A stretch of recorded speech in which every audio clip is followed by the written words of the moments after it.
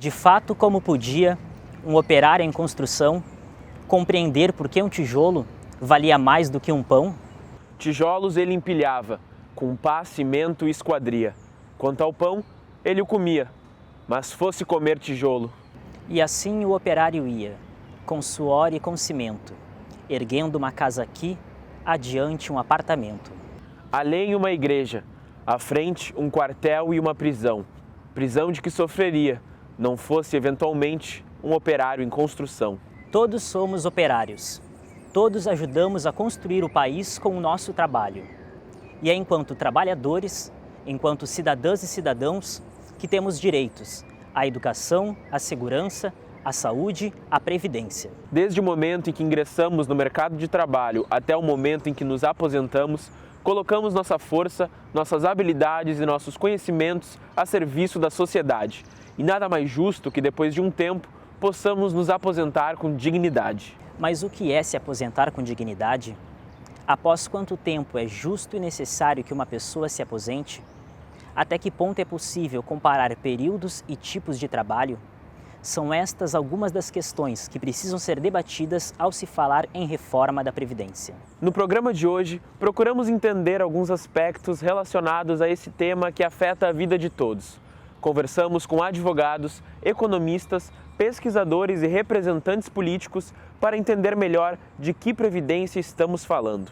O sistema brasileiro atualmente é um sistema de repartição na qual todos os indivíduos, todos os trabalhadores na força de trabalho contribuem, para a aposentadoria, e depois esse valor que é somado como um todo, ele é dividido entre os indivíduos que vão estar se aposentando, a partir de um tempo de contribuição. Desde o século passado, o sistema previdenciário atual brasileiro é o sistema de repartição, na qual pessoas inativas são sustentadas por aquelas ativas, aquelas que estão inseridas no mercado de trabalho e contribuindo para o sistema previdenciário. Dentro das inativas estão os idosos, as crianças e as pessoas incapacitadas. Esse sistema previdenciário ele foi sendo constituído ao longo do tempo. Então começou na década de 20, que eram específicos, na verdade foram os próprios organismos que constituíram o setor, por exemplo, dos Correios, os ferroviários, os rodoviários, os bancários,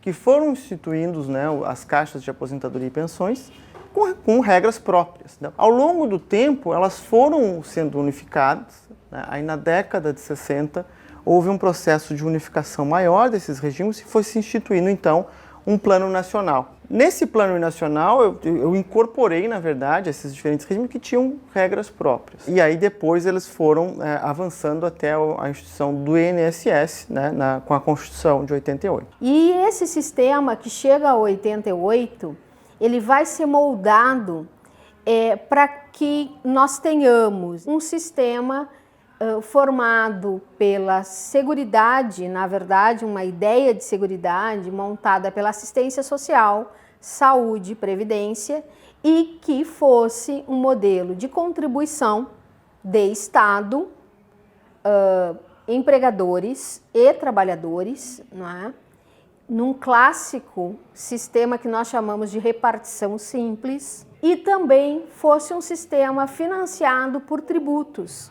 criados especificamente para manter a seguridade. Grosso modo, quais são as regras? Então, nós temos tempo de contribuição e idade. Então, tem o regime de idade, se a pessoa chega em determinada idade, que aí depende de homem, de mulher, depende de qual profissão, mas no geral é 65 para homens e 60 para mulheres. Se a pessoa chega nessa idade e não tem o tempo de contribuição adequado, ela se aposenta geralmente com um salário mínimo. Ou então por tempo de contribuição, que no caso dos homens é 35 anos e para as mulheres 30 anos.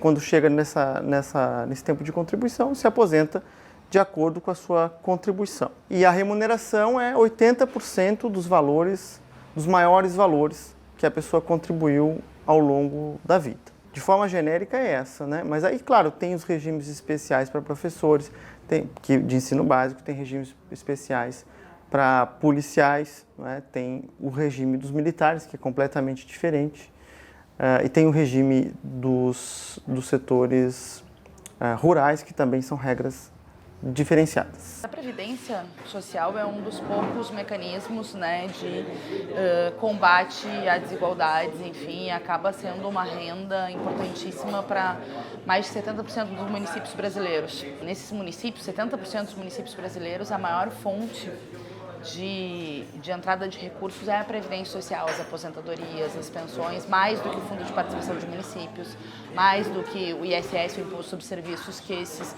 municípios arrecadam. Então, a Previdência, além, né, de ter esse mecanismo, porque aí tem benefício de prestação continuada, determinadas políticas assistenciais, enfim, do próprio capítulo da Seguridade. Então, a Seguridade ela é muito importante do ponto de vista do combate à desigualdade dos direitos sociais no nosso país, mas além disso também financia, no caso da Previdência Social, toda a rede de comércio, toda a rede de serviços, financia os municípios, enfim.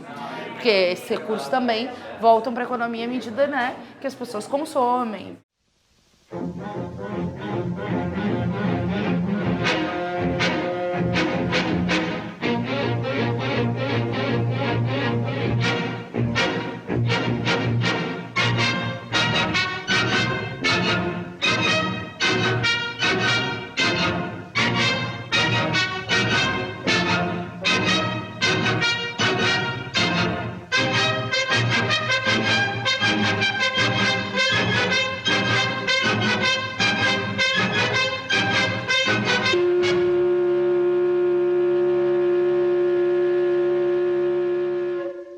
O problema que nós temos atualmente no caso do Brasil é que menos pessoas estão entrando no mercado de trabalho devido à redução da taxa de fertilidade e mais pessoas estão ficando, né, mais idosas, mais velhas, né, e isso cria um significativo problema, né, para a sustentabilidade a longo prazo de um sistema de previdência social. Hoje, a gente tem estimado para o ano de 2019 um déficit na ordem de quase 300 bilhões de reais.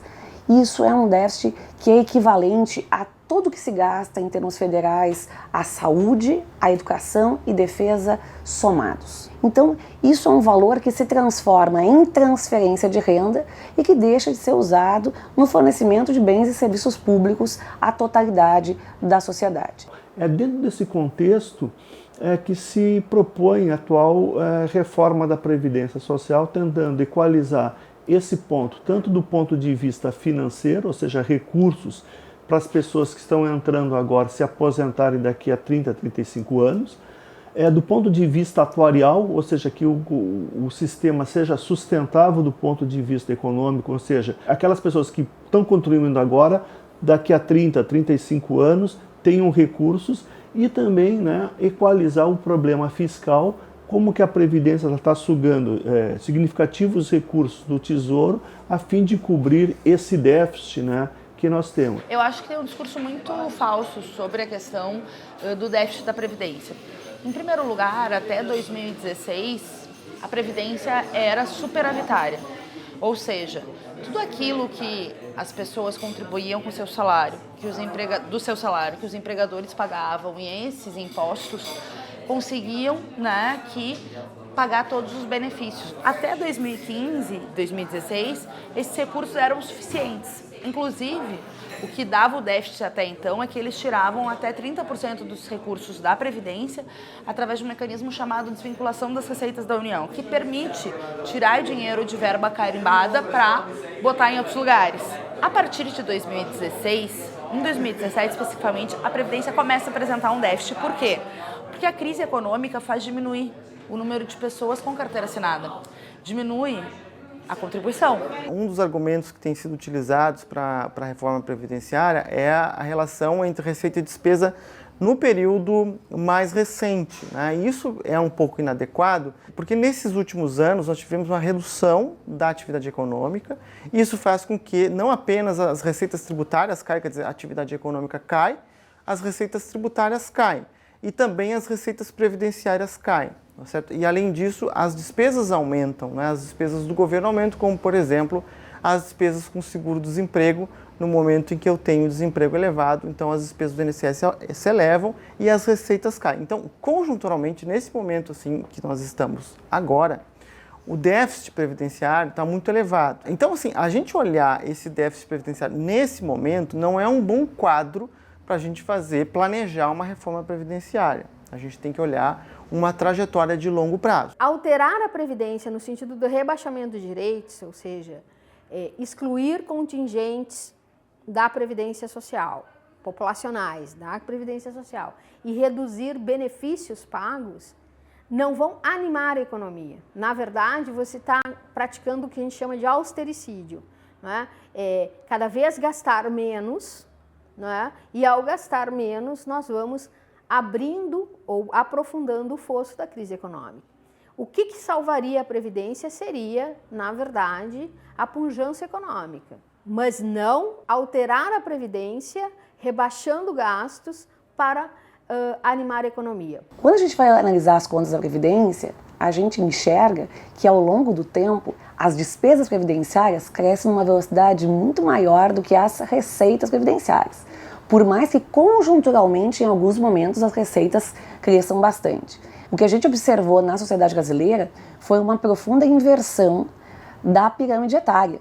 Hoje as famílias têm menos filhos e as pessoas vivem durante mais tempo. Então, estruturalmente, se precisa fazer mudanças.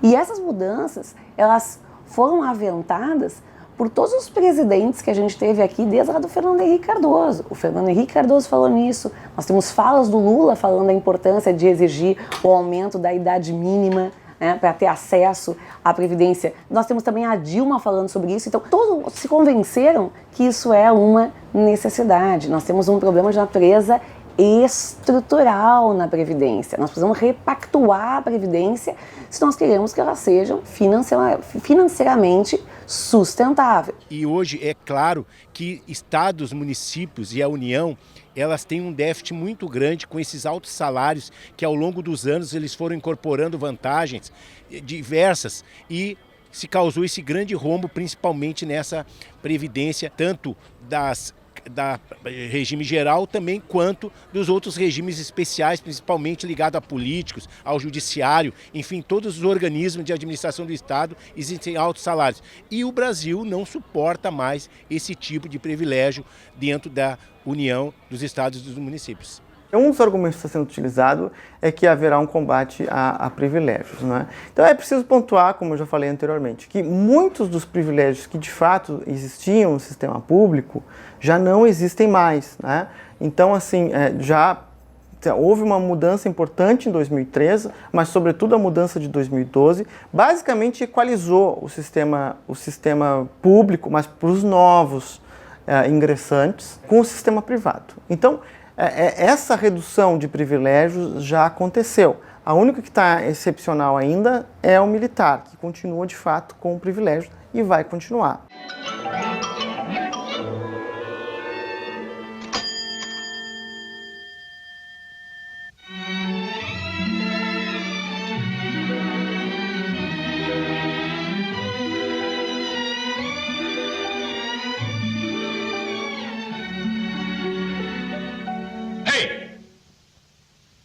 Quit stalling. Get back to work. Go on.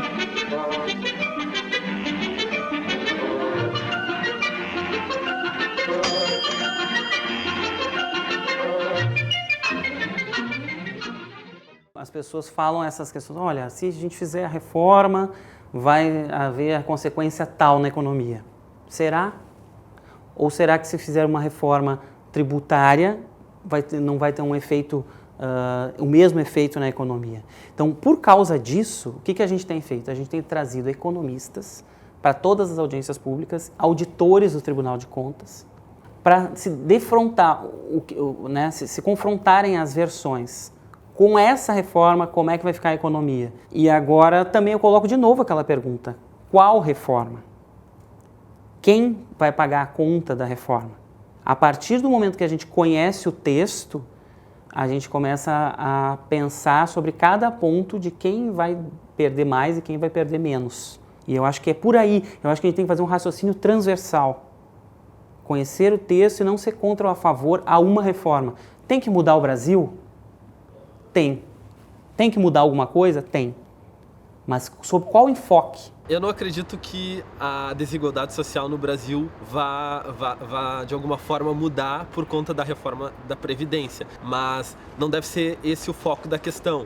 A questão é que as contas públicas estão desorientadas por conta do déficit que se acumula, então eu acho que a gente não pode perder o foco do debate que, sim, a desigualdade é uma questão que é importante, mas eu não acho que a reforma da Previdência vai, de alguma forma, alterar as dinâmicas sociais e econômicas do país. A distribuição de renda ela é afetada por diversos outros fatores, como investimento em educação, investimentos em saúde, as opções que os indivíduos tiveram no mercado de trabalho, tem uma série de fatores.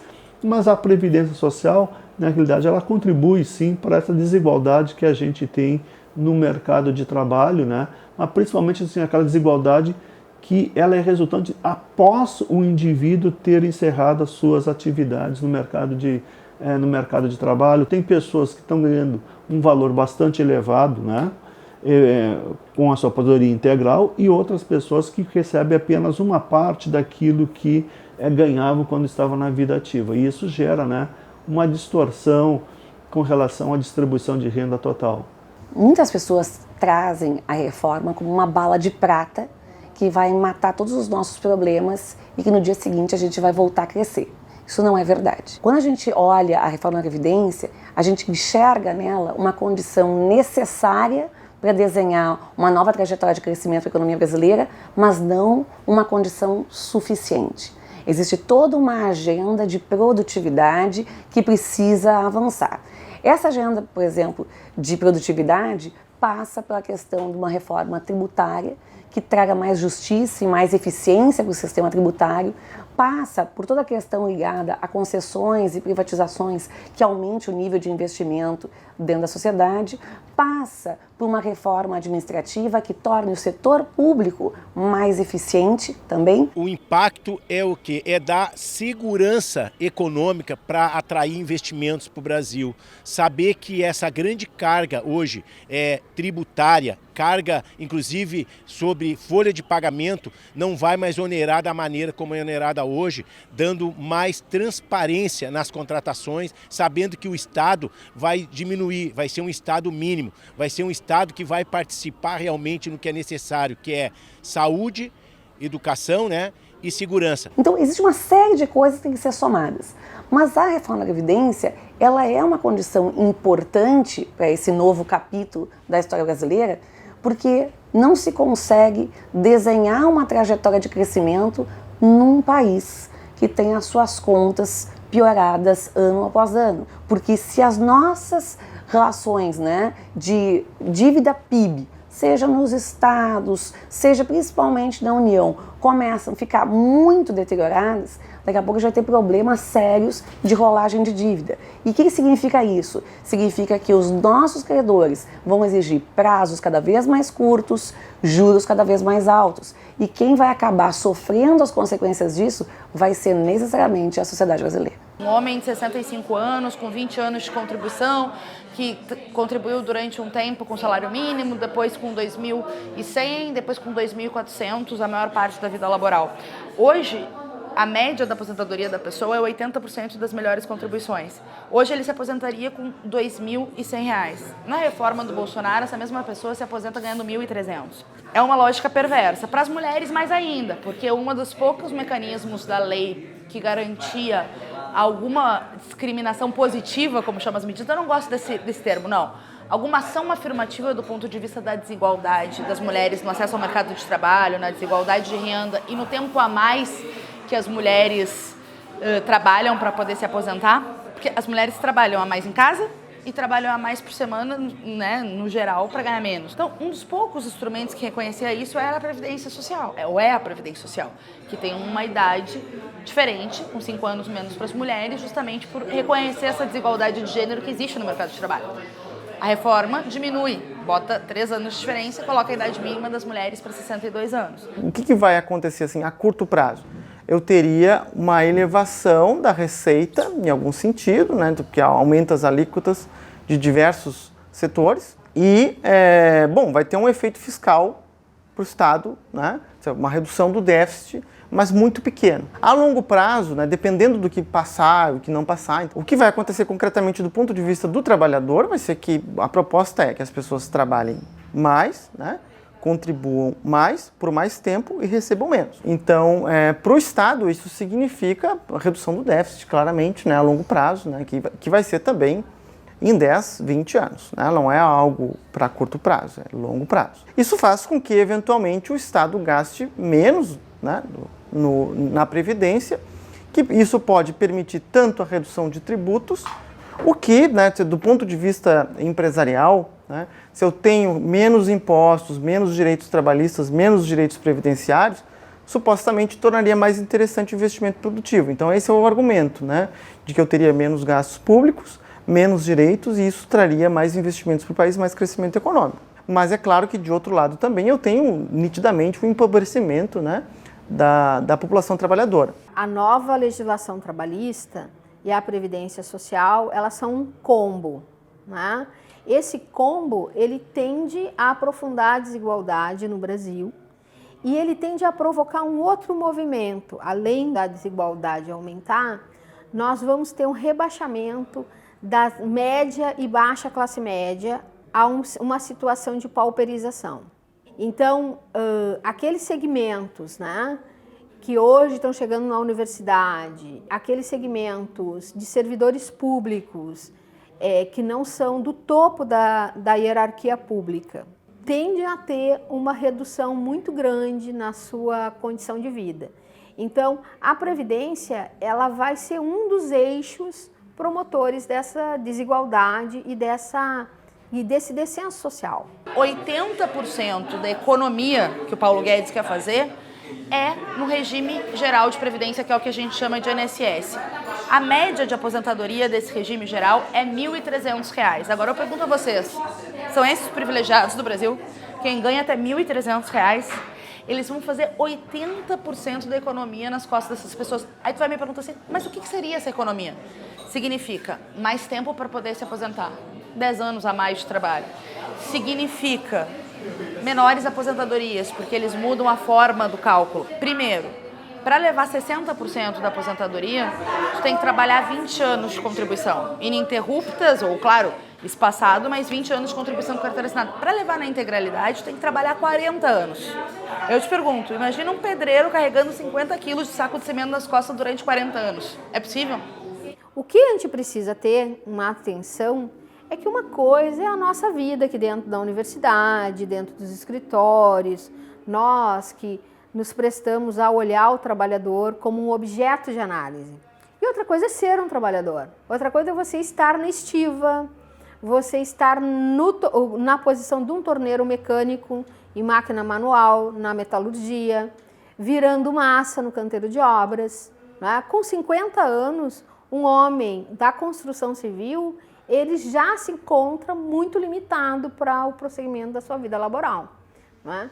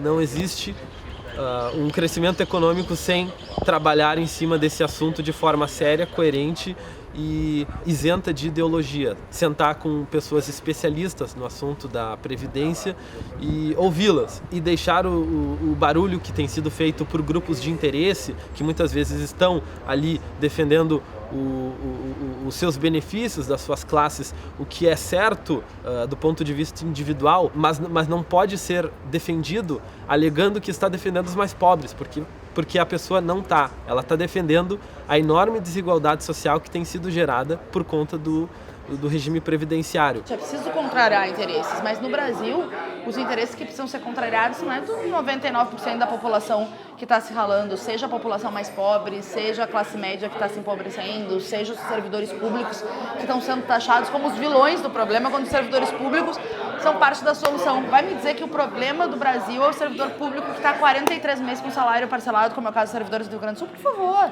O problema do Brasil é uma lógica de uma economia voltada para os interesses dos bancos. Alta taxa de juro, né? Todo esse sistema da dívida pública consome quase metade do nosso orçamento, uma lógica de não taxar grandes fortunas, de ter uma tributação regressiva. Os pobres no Brasil pagam mais impostos proporcionalmente que os ricos.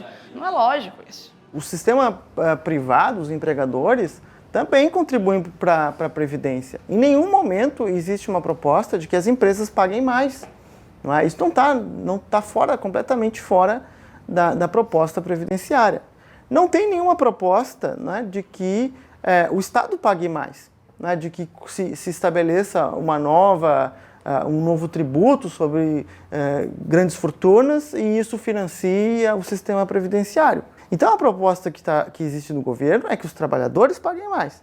Então claramente, né, como qualquer proposta, é uma proposta que atende a interesses. Quais interesses? Não são os interesses dos trabalhadores, são os interesses daqueles empregadores e dos mais ricos. Isso é bem nítido. Se a gente tiver uma reforma, né, bem feita, a gente pode melhorar a questão da distribuição de renda no Brasil. Depende do texto que a gente for construir.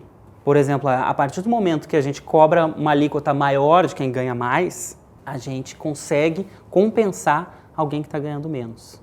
Então, isso é o princípio da justiça contributiva. Está nesse texto da reforma. Então, essa ideia é boa, né, a meu ver.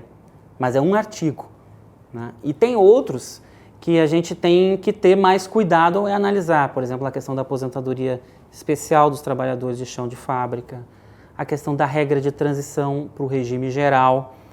Como é que vai ficar a expectativa de direito da pessoa que está pagando e está para se aposentar, mas com o texto da reforma vai ser colocado bem lá para diante.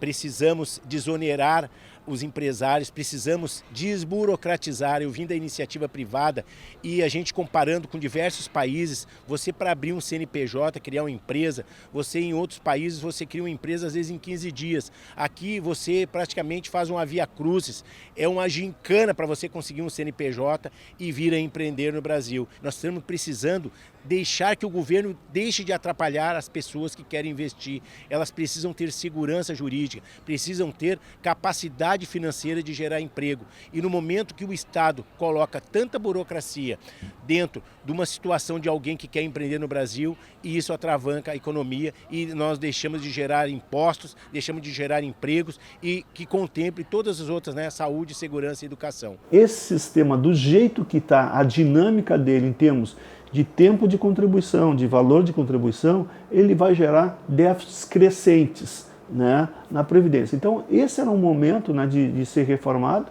Quando chegou o momento, como agora, né, de um novo governo tentando reformar isso, eu acho que é um momento político bom e os dados, os números que a gente tem aí, eles são bastante claros. Ó, do jeito que está esse sistema, né, ele é insustentável. Ou seja, embora você tenha direito de se aposentar daqui a 30 anos, 40 anos, 35 anos, simplesmente você vai ter o direito, mas não vai ter recursos. Nós temos um país que tem uma riqueza fantástica em termos produtivos, nós temos um povo muito aberto a receber coisas novas e uma quantidade muito grande de gente com uma demanda muito reprimida. Então nós temos aqui, obviamente, um potencial de consumo muito grande, né? E temos pessoas que, principalmente nesse momento, estão muito dispostas a aprender a construir coisas novas, a gerar riqueza. Então a gente tem que aproveitar esse momento para fazer essas reformas e mostrar para o mundo inteiro o potencial que o Brasil tem de ser uma grande economia, não só daquele futuro que nunca chega, né, mas de um futuro que está ali na nossa frente e que todos nós podemos participar dele. Tem uma proposta da Anfip que propõe a criação de uma nova taxa de imposto de renda para quem ganha 40 salários mínimos, uma taxa de 35% no imposto de renda, porque hoje, recapitulando, todo mundo, a partir de R$ 5.600, tem uma taxa de 27% no imposto de renda. Se a pessoa ganha 40 mil, ela vai pagar 27%. Se ela ganha 6, também 27% do salário. Bom, então a Anfip propõe criar uma taxação de 35% para quem ganha 39 mil, um pouquinho mais, né, 40 salários mínimos, e 60 salários mínimos, que é uns 59 mil e pouco, eu não sei o cálculo direitinho, né, em termos de valores, uma taxa de 40% sobre o salário. É um universo de 700 mil pessoas no Brasil. Em 10 anos, a economia seria de 1 trilhão e 500 bilhões com essa proposta. Mais do que a reforma do Paulo Guedes. Mas por que não fazê-la? Por que atacar os mais pobres? Nós todos precisamos entender de Estado, entender como as coisas são feitas no Brasil, né? Esse não é um assunto para especialistas, esse é um assunto para a cidadania. E essa necessidade de discutir e debater permanentemente a forma como o Estado opera é um tema que tem que estar colocado na agenda da universidade, né? Uma universidade pública importante como a Universidade Federal do Rio Grande do Sul, e na agenda do trabalhador comum brasileiro. É só assim que a gente se defende, não é, dos ataques que nós estamos sofrendo.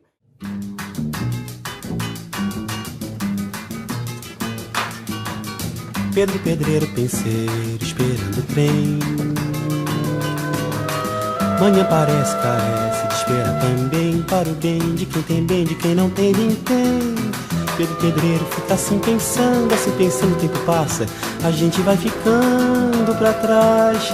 Esperando, esperando, esperando, esperando o sol, esperando o trem, esperando o aumento desde o ano passado para o mês que vem.